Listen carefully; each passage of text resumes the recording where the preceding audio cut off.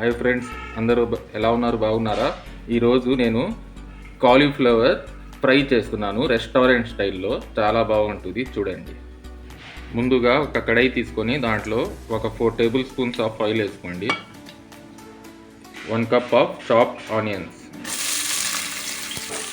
ఆనియన్స్ని బాగా ఫ్రై చేసుకోవాలండి, గోల్డెన్ బ్రౌన్ వచ్చే వరకు. గోల్డెన్ బ్రౌన్ వచ్చేసింది కలర్. ఇప్పుడు నెక్స్ట్ వచ్చి పచ్చిమిరపకాయలు 1 తీసుకున్నాను, చిన్నగా చాప్ చేసుకొని వేసుకున్నానండి. దాని తర్వాత ఒక చిన్న సైజ్ చాప్డ్ టమాటో వేసుకొని ఫ్రై చేసుకోండి. ఒక పావు చెంచా పసుపు వేసుకోండి.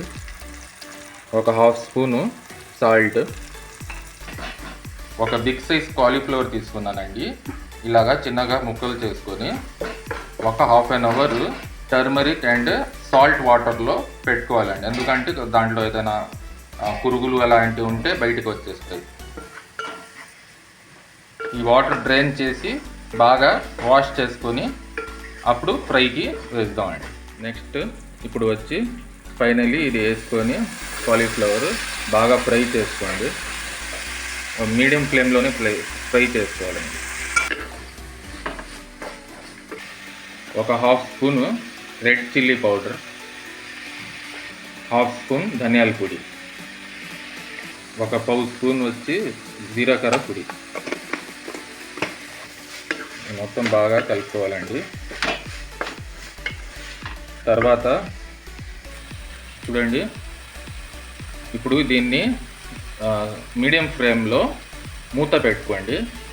ఒక 10 మినిట్స్ కోసం బాగా కుక్ అయిపోవాలి. అయిపోయింది చూడండి, కాలీఫ్లవర్ ఫ్రై అయిపోయింది. బాగా అంత కలర్ఫుల్గా వచ్చింది చూడండి.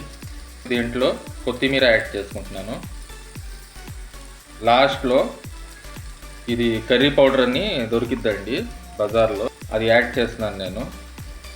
కొద్దిగా ఫ్లేవర్ చాలా బాగా వచ్చిద్దండి, రెస్టారెంట్ స్టైల్లో వచ్చిద్ది టేస్ట్. ఇలా బాగా కలుపుకోవాలి. కలుపుకున్న తర్వాత అయిపోయింది, స్టవ్ ఆఫ్ చేసి సర్వింగ్ చేసుకుందాం. Thank you. ఎలా ఉంది మా కాలీఫ్లవర్ ఫ్రై? సబ్స్క్రైబ్ చేయండి మన A1 కుకింగ్ విజయవాడ ఛానల్కి.